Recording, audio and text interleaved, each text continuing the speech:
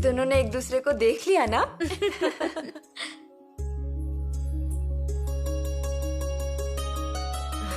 चलिए अब पर्दा हटाइए। आप दोनों एक दूसरे को जी भर के देख लीजिए।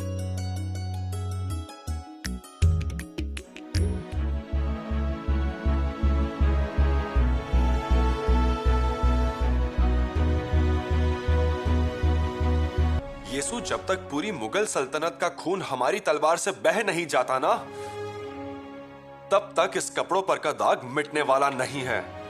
लेकिन उसके लिए खुद का ध्यान रखना पड़ेगा ना। कल तक हम युवराज को बंदी रखेंगे, कहीं जाने नहीं देंगे उन्हें।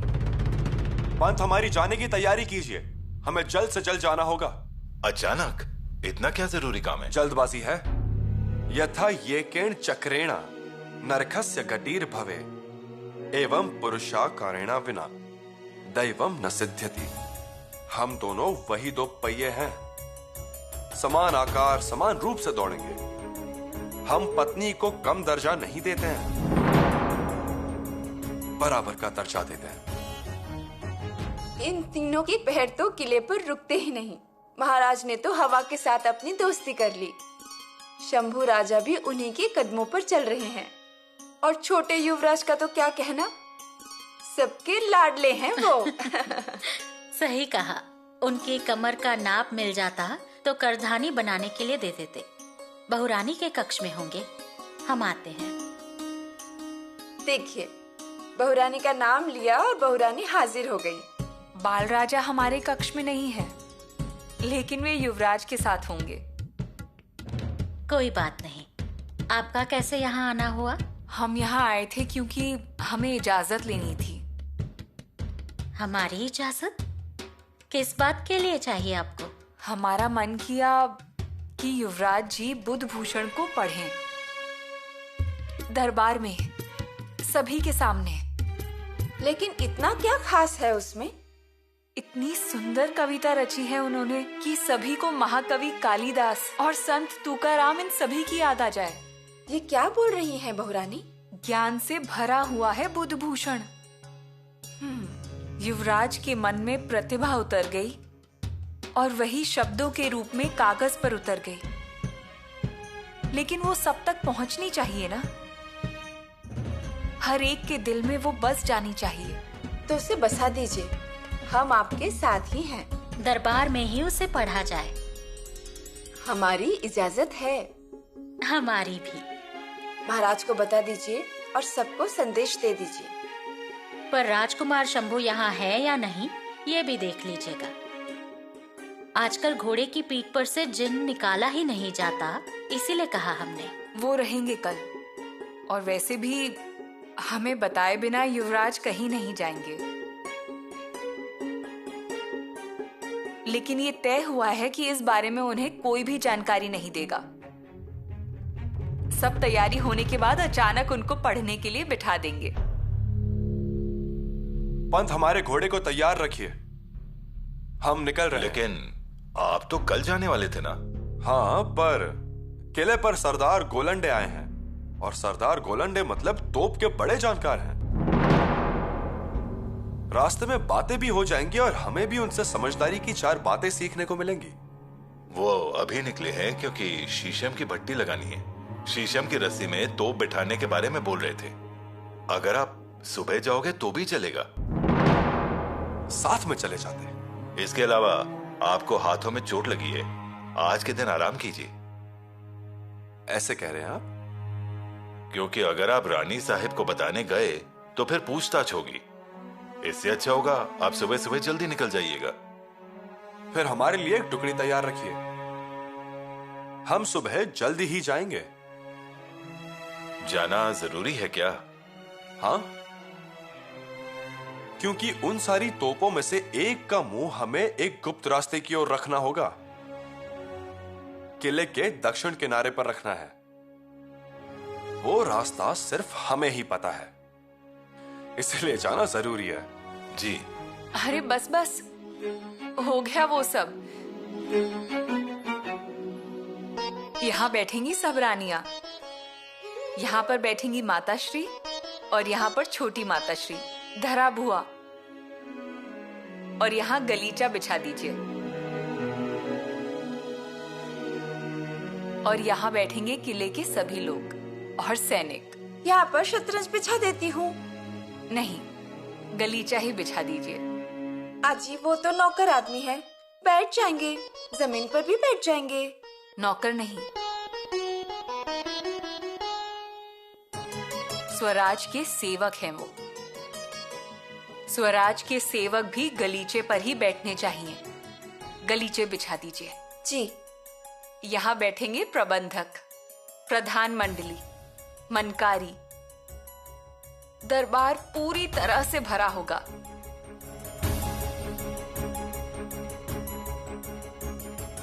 यहाँ पर बैठेंगे महाराज।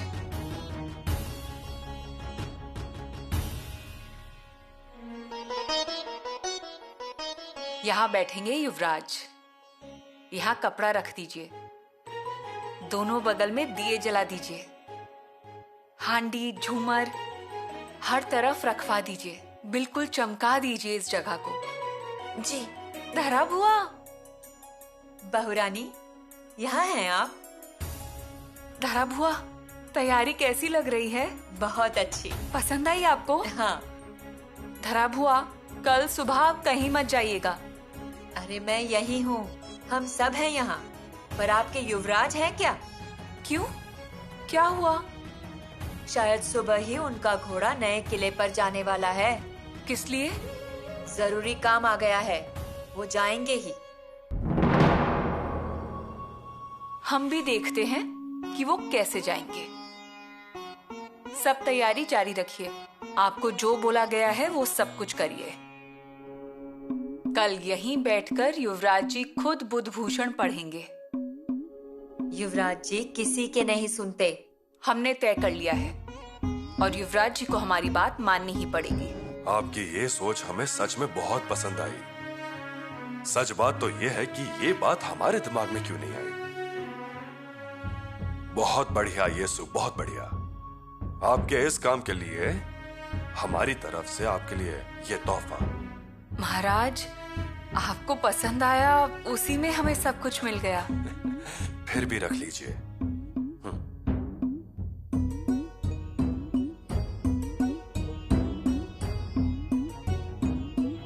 आपकी ये सोच सच में बहुत अच्छी है। बुधभूषण को सबके सामने पढ़ना, और वो भी जिसने बुधभूषण को लिखा है, वास्तव में उनके मुंह से। वाह वाह वाह, ये तो बड़े सौभाग्य की बात है। महाराज, हमने दरबार सजा दिया है। हाँ, लेकिन ये सब आपके सेनापति को मालूम है क्या? नहीं। वो कल सुबह अचानक से गायब हो गए तो? उन्हें मालूम ही नहीं पड़ने देंगे। अचानक उन्हें चौंका देंगे। मतलब अचानक से हमला करेंगे? हाँ, अचानक से हमला कर देंगे। ठीक है, तो आगे क्या मुसीबत है? महाराज, युवराज ने सोचा है कि वे कल ही नए किले पर तोपे बिठाने जाएंगे। हो गया, अब थोड़ी ना रुकने वाले हैं वो। लेकिन अगर वो चले गए तो हम उनसे झगड़ा कर लेंगे। ऐसा मतलब आप तलवार ही निकाल दोगी? लेकिन आप रोकिए ना उन्हें। नहीं नहीं, येसु, आपके पति पत्नी के झगड़े में आप हमें क्यों ला रही हैं? आपको तो बीच में लेंगे ही ना, आप घर के मुखिया हैं। फिर भी समझदार इंसान को कभी भी पति पत्नी के झगड़े में नहीं जाना चाहिए, ऐसा कहा जाता है। क्यों? क्योंकि पति पत्नी का झगड़ा शुरू होने से पहले ही खत्म हो जाता है। पिताश्री, इसीलिए कह रहे हैं, आप ही बात कीजिए, आप ही तय करिए और आप ही उन्हें रोकिए।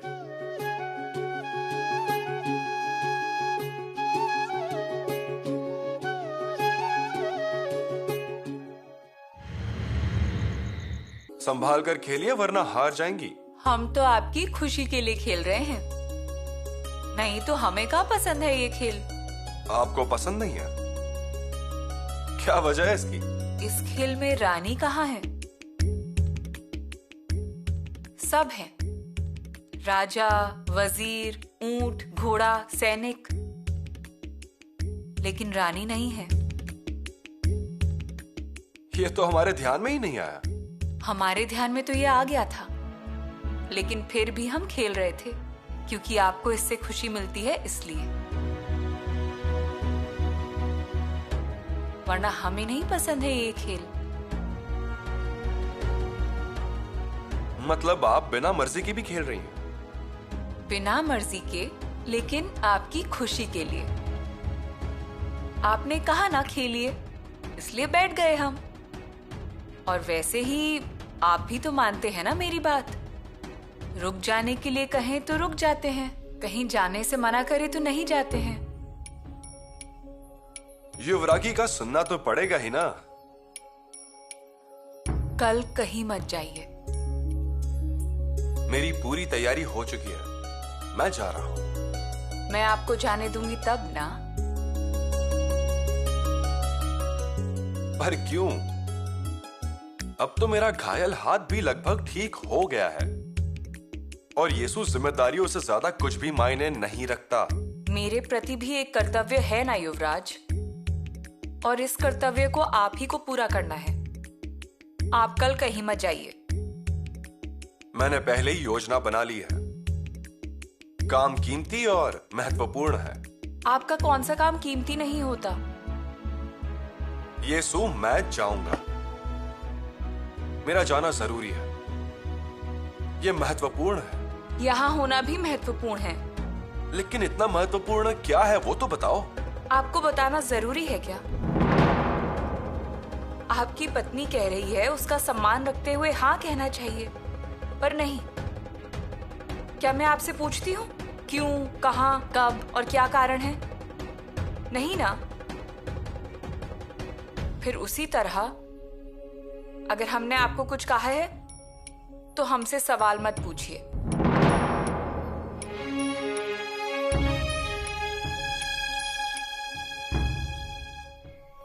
युवराज, युवराज आइए, प्रसाद लीजिए। हे भगवान, मुझसे गलती हो गई। वह युवराज नहीं है, कविराज है। कविराज, सुनिए कविराज, तलवार गायब है, ढाल भी नहीं है। कहाँ गए युवराज? युवरागी, अभिवादन रहने दीजिए। युवराज कहाँ हैं? वो तो किला छोड़ चुके, सुबह सुबह ही जा चुके हैं। हाय भगवान, अब क्या? हमने उनसे इतना कहा फिर भी वे चले गए। वह हमसे बिल्कुल प्यार नहीं करते, वह प्रशासन को प्यार करते हैं। अब हम महाराज से क्या कहेंगे? रानी सोयरा, चलिए, आप तैयार हैं? हाँ, हम तो आपका ही इंतजार कर रहे थे। रानी पुतला जी, अरे देखिए तो सही, हमने एक खास साड़ी पहनी है आज। आप बहुत प्यारी लग रही हैं। बेशक, हमारे पुत्रों के द्वारा रचित बुद्धभूषण सुने जा रहे हैं, तो दरबार में उसके अनुसार कपड़े पहनने चाहिए ना? जी हाँ, सही कहा। आप भी आज बहुत प्यारी लग रही हैं। आपका चेहरा चमक रहा है। वो क्या है ना, राजकुमार शंभू आज सार्वजनिक रूप से बुद्धभूषण पाठ का पाठ करने जा रहे हैं। इस बात की मुझे इतनी खुशी हो रही है। और अब हम आपको ऐसी बात बताएंगे जिससे आपको और खुशी मिलेगी। अरे बाबा, वो क्या है? बताते हैं। पहले आंखें बंद करिए। पहले आंखें बंद कीजिए, तब हम आपको बताएंगे।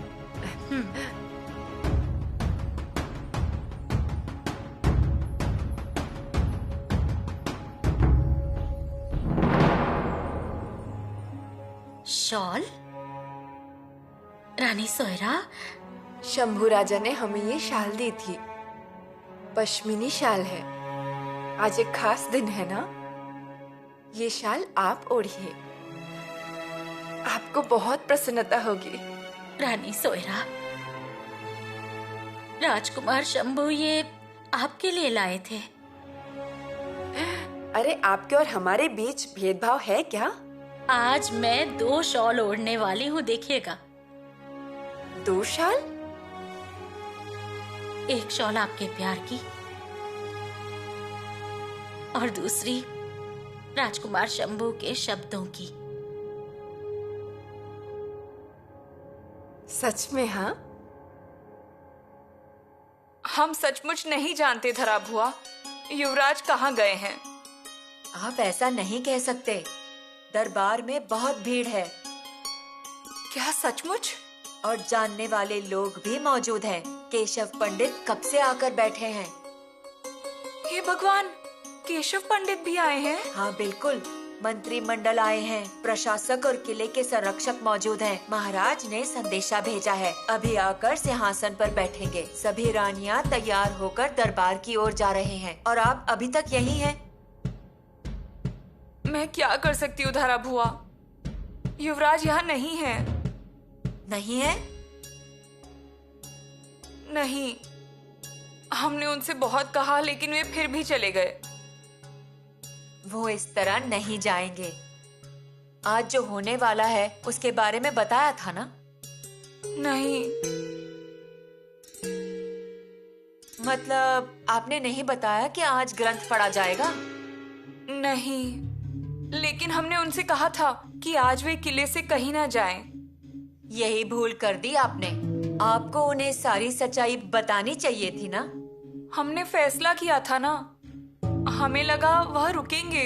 अरे वो कैसे रुकेंगे? क्या आप नहीं जानती कि उनके मर्जी पर कोई लगाम नहीं है। एक बार तय कर लिया तो कर लिया। धरा भुआ, अब हमें क्या करना चाहिए? क्या हम महाराज से मिलकर उन्हें सब कुछ बता दें? सब लोग दरबार आ गए हैं। महाराज भी आए और गद्दी पर बैठे हैं। चलिए, युवराज और युवरागी की सब प्रतीक्षा कर रहे हैं। धरा भुआ,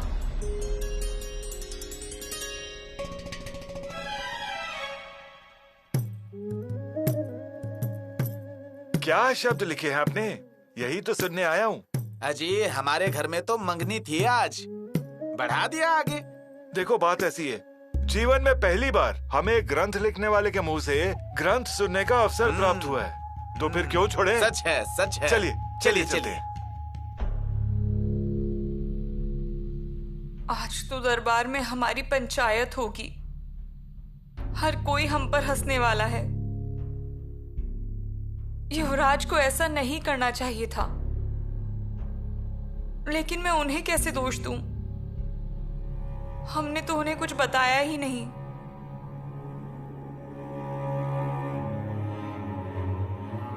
दरबार जाकर महाराज से माफी मांग लेते हैं और इस बात को खत्म करते हैं। पंत, मैं बुधभूषण सुनने के लिए बहुत ही उत्सुक हूँ। हर हर महादेव का जयकार लगा के शत्रु को अपनी तलवार से डराएंगे। और अब युवराज रुद्र अवतार हैं, बुधभूषण का पाठ करने जा रहे हैं। मीरा जी पंत, ये तो हमारा सौभाग्य है। मैं युवराज को इसे पढ़ते हुए सुनने के लिए बहुत उत्सुक हूँ। हाजी, उत्सुकता तो सभी को है, लेकिन युवराज किले पे हैं कहाँ?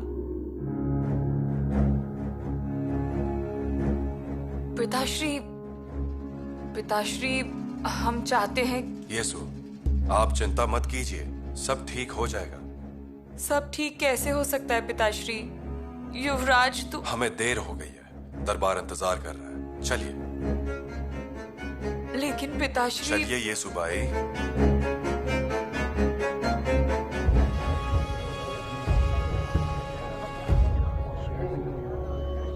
छत्रपति शिवाजी महाराज की जय हो। छत्रपति शिवाजी महाराज की जय हो। छत्रपति शिवाजी महाराज की जय हो।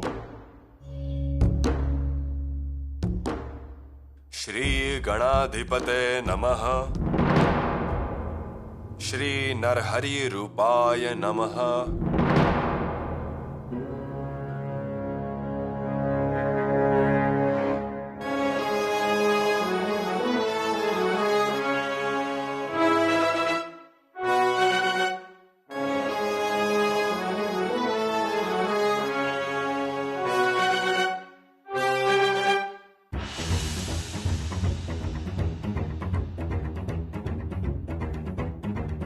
देव दानव कृत सुखी भागम हेल यावचित दर्पि नागम भक्त विघ्न हरने धृत रत्नम तम नमामि भव बालक रत्नम। वाह शंभु राजा, रचना प्यारी है,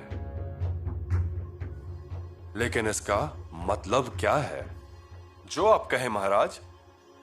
इसका मतलब है कि जिनकी स्तुति देवताओं और राक्षसों द्वारा की जाती है, दोनों समान रूप से सहभागी होते हैं। जिन्होंने जंगली हाथियों को जीता है और भक्तों के कष्ट को दूर करते हैं, ऐसे श्री भगवान शंकर, जिनके एक सबसे उज्जवल पुत्र हैं, अर्थात गणपति, उनका मैं सम्मान करता हूं।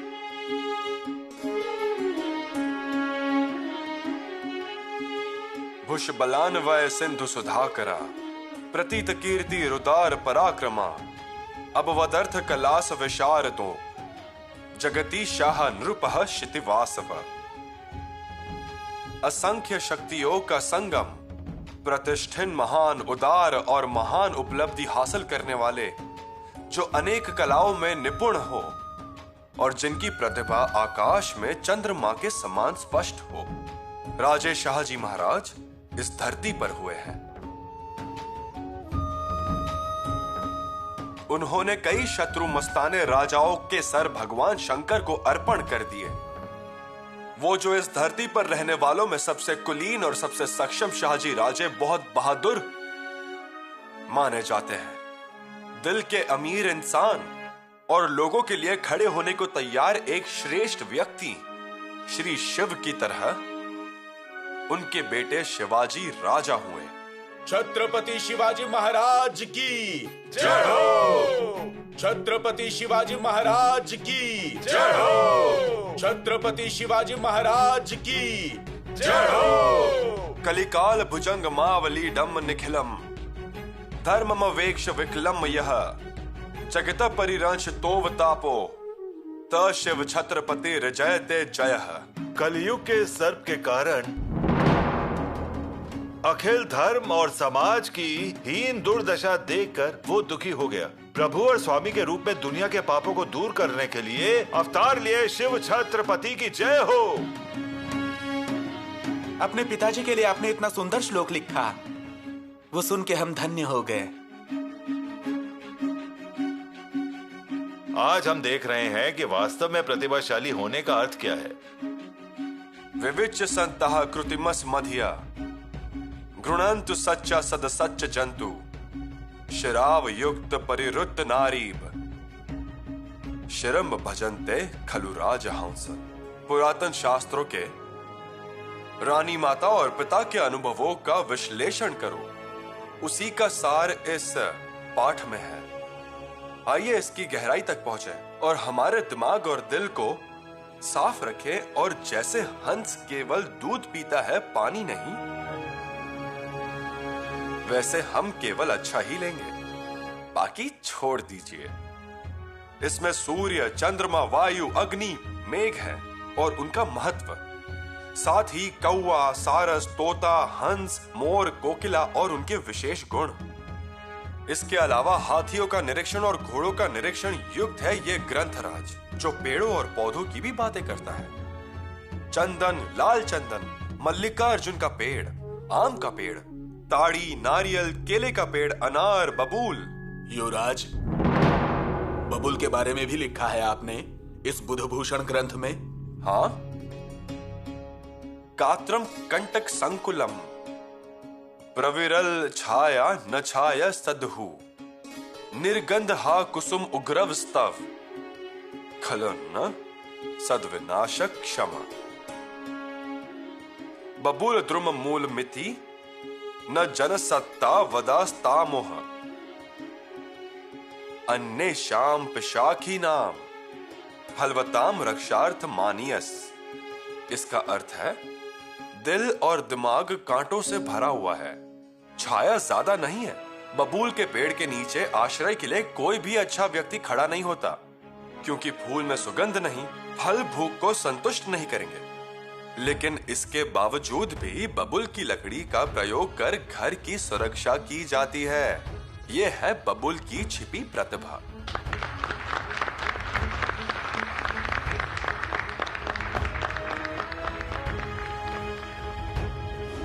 बहुत सुंदर युवराज, हमें और भी बताएं। पहाड़ियां, पहाड़, नदियां, समुंदर, मोती, शंख, कुएं। क्या उन्होंने कुओं के बारे में भी लिखा है? कुओं के बारे में क्या लिख सकते हैं? सगुणे सेवितो पान्ते विनितय प्राप्त दर्शनः नीचोपि कूपः सत्पात्रे जीवनार्थ समाश्यत। इसका मतलब है कुएं की स्थिति नीचे है, उसमें पानी भरा हुआ है। हम बर्तन में प्रतिभा की रस्सी बांधते हैं और नीचे झुकते हैं, लेकिन वो बर्तन अगर नम्रता से झुकेगा तब वह पानी से भरता है, प्यासे को पानी मिलता है। इसलिए लोगों को हमेशा विनम्र रहना चाहिए। चैत्यम नाम गुण स्तवैववत तनु स्वाभाविकी स्वच्छता किम ब्रह्मा शुचिताम व्रजन्ते शुचिः संगेन यस्य बल किम वातः परमास्तुषे स्तुति परम संजीवनम जीवता त्वं च नीच पथेन गच्छसि पयम कस्वा विरोधुम क्षमा। इसका अर्थ है जल राजा जो जीवन देते हैं, आप बहुतों को जीवन देते हैं, लेकिन उसी वक्त से पानी का स्तर दिन ब दिन कम होता जाता है। पानी को कौन रोक सकता है? अब हमें आपको जीवन का अमृत देना होगा, जिसका अर्थ है बांध बनाना। क्या आप हमसे ये कह रहे हैं कि हमें बांध बनाना चाहिए?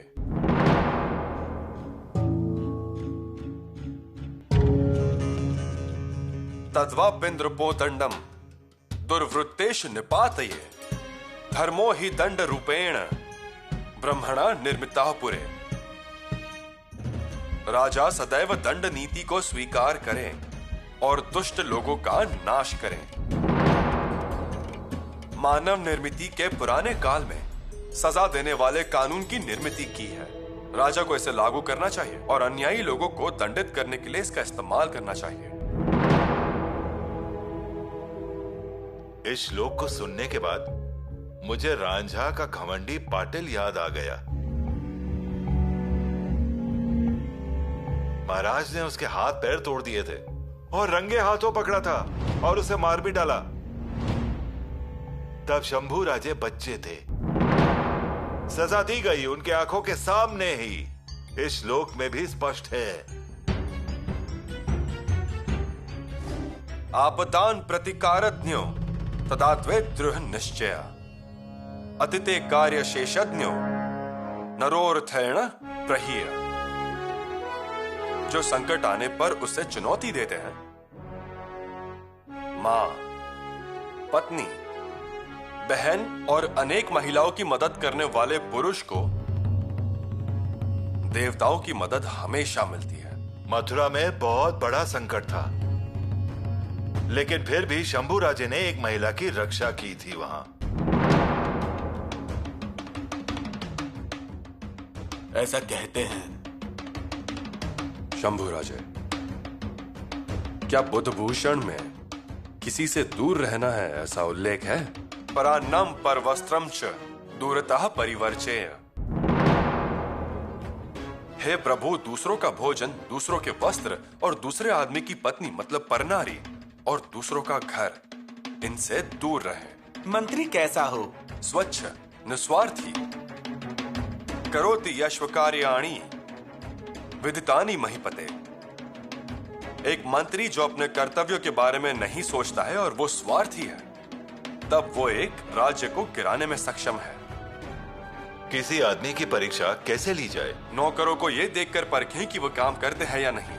भाइयों की परीक्षा जब कोई बड़ा संकट हो, और दोस्तों की परीक्षा जब पैसे की जरूरत हो, और एक पत्नी की परीक्षा होती है जब वैभव नष्ट होता है, तब पता चलती है।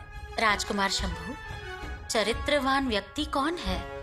उसकी विशेषताएं क्या हैं? माताश्री, वह अच्छा सज्जन संग में पर गुणे प्रीति गुणे नम्रता, मतलब अच्छे लोगों के साथ रहने की ख्वाहिश और दूसरों की प्रतिभा के लिए प्यार, प्रतिभाशाली होते हुए भी विनम्र होना, ज्ञान की प्यास, खुद की पत्नी के लिए प्यार, दोषों को नियंत्रित करने की शक्ति और दया।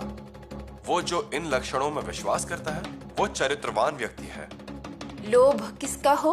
एक प्रतिभाशाली व्यक्ति से मुलाकात क्या महत्वपूर्ण नहीं है? मूर्खों का साथ।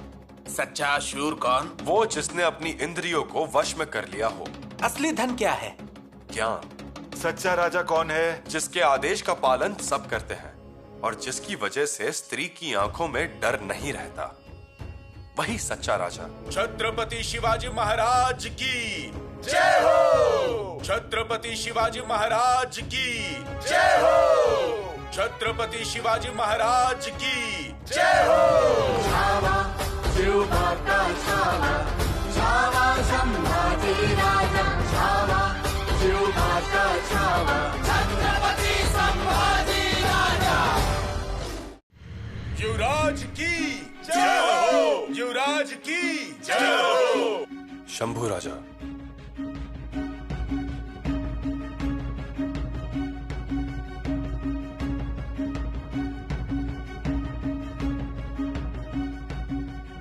अद्भुत, अलौकिक।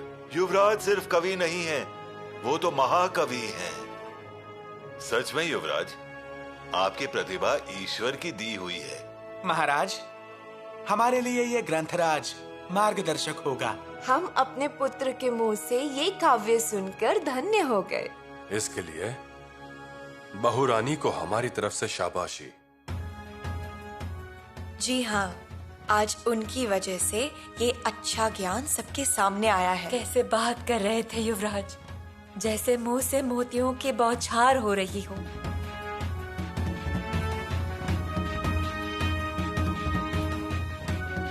शंभू राजा, आइए, ऐसे आगे आइए।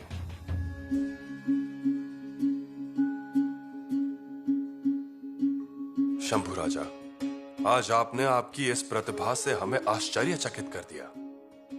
आपके अंदर के इस महाकवि को हमारा प्रणाम। पिताश्री, अलौकिक प्रतिभा और अनोखा पराक्रम, इसका मेल आज आपकी वजह से हुआ। आपके तलवार की धार सबसे श्रेष्ठ है, ऊपर से आपके शब्दों की धार श्रेष्ठ है। अब एक ही सवाल हमारे दिमाग में है। रणभूमि में लड़ते समय आपका शरीर खून से भरता है, लेकिन मन सितारों में से बहकर निकलता है। अब हमें समझ में आ रहा है कि आपके घोड़े के टापों की आवाज भी इतनी मधुर कैसे आ रही है। वाह शंभू राजा, वाह। आपके इन मधुर शब्दों से आपने आज शौर्य को सराहाया है, धीरज को सजाया है, विवेक के किले खड़े कर दिए हैं। कैसा होना चाहिए, कैसा नहीं होना चाहिए, ये आपने सभी को एकदम आसानी से समझा दिया। हम बहुत खुश हैं। पिताजी, आपका आशीर्वाद है। शंभू राजा, हमारे स्वराज्य में सिंहासन है, स्वराज्य में भगवा है, हर हर महादेव ये मंत्र है, लेकिन स्वराज्य के पास मार्गदर्शक ग्रंथ नहीं था। आज हमें वो भी मिल गया। पिताश्री, हाँ, श्री बुधभूषण। ये बुधभूषण हम हर एक किले पर रखेंगे। इसके आगे से हमारे साथीदार, हमारे सहकारी ये ग्रंथ पढ़ेंगे। शंभू राजा, आपकी लिखावट की तरह आपकी तलवार भी शूर है। परसों ही आपने एक बहुत मुश्किल किले को स्वराज्य में लाया है। ये बात जब हमें पता चली तभी ही हमने सोच लिया इस अवसर पर आपको एक तोहफा देना चाहिए, एक यादगार तोहफा, और तोहफा भी ऐसा जो हमेशा आपके साथ होगा।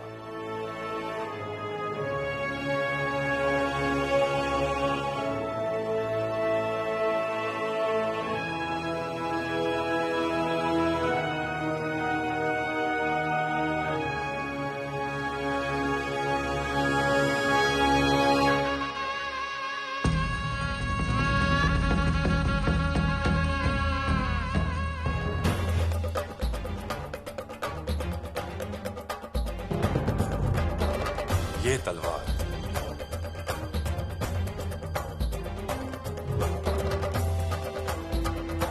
इस तलवार से आपका पराक्रम अजय रहेगा। युवराज की जय हो, युवराज की जय हो, युवराज की जय हो।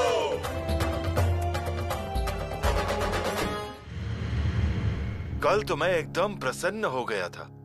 आहा, अरे क्या भाषा थी। कल वो बुध भूषण को सुना और मेरी खुशी का कोई ठिकाना ही नहीं रहा। ठीक है राव जी सोमनाथ, जब से दफ्तर में आए हैं तब से बुधभूषण का गुणगान किए ही जा रहे हैं। बहुत हुआ। और क्या करूं? कितनी भी कोशिश करूं पर वो रचना मन से जा ही नहीं रही। आपकी वृत्ति ही वैसी है राव जी सोमनाथ। कैसे एक बार नहाए गंगा में और 1000 बार लोगों को बताते रहे। क्या है उस लेखनी का गुणगान? गुणगान ही करना है तो हमारी लेखनी का कीजिए। क्या आपकी लिखावट की? अजी वो कवि लेखनी और मेरी पक्की कार्यालयीन। वो अगर वैसी रही ना, फिर भी पंत एक बात ध्यान में रखनी होगी। युवराज जी की लिखावट की कल्पना अवमाननीय है। कल्पना विलास? हाँ, उस लेखनी की कल्पना कर सकते हैं, लेकिन इस लेखनी की कल्पना कर ही नहीं सकते। मतलब राव जी, जो काम हजारों तलवारें नहीं कर पाती, वो काम इस लेखनी के एक फटकारे से होती है। वो होशियारी और वो अभ्यास आपका है पंत। क्या मतलब? अजी मल्लिक अंबर के बाद कौन? ये अन्नाजी दत्तो सुरनीस। हाँ, जमीन का बंटवारा स्तर अनुसार धारा लगा के दे दी तो वो अन्नाजी की धारा के नाम से जाने जाते हैं कि नहीं? हाँ, वो तो है।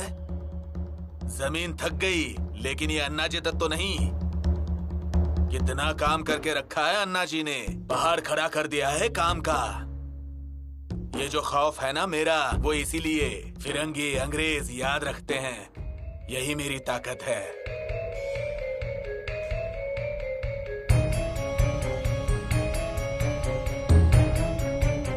मालिक, बाबूलाल व्यापारी किला चढ़ रहे हैं।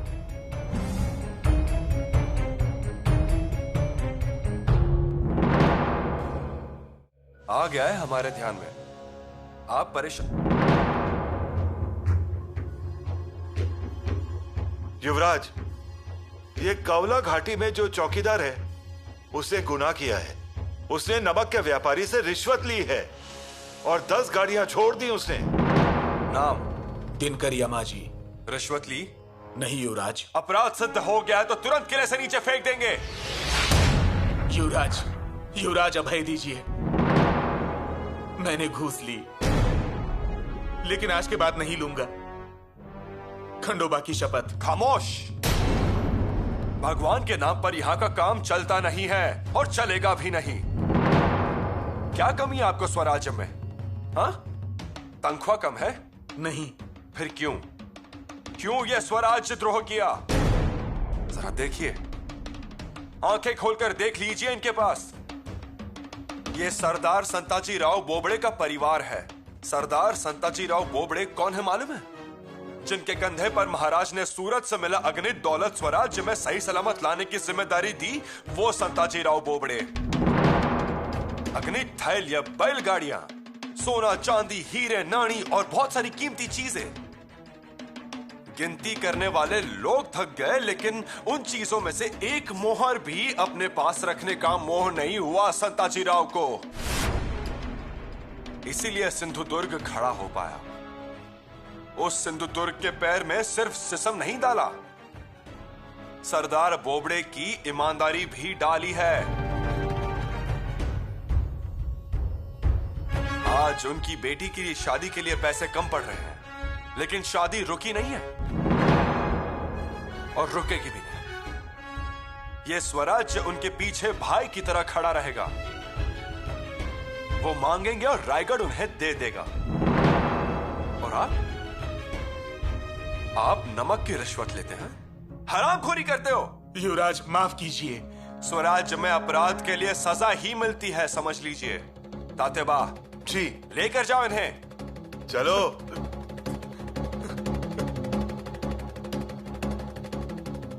पंत, इन्हें कार्यालय पर अनाजी पंत के पास ले जाइए। शादी में लगने वाला सामान और अनाज से भरी बैलगाड़ी को इनके घर पर रवाना कीजिए। शादी का खर्चा तो देने के लिए कह ही दीजिए, लेकिन उतने ही पैसे बाकी खर्चों के लिए भी देने के लिए कहिए। जाइए।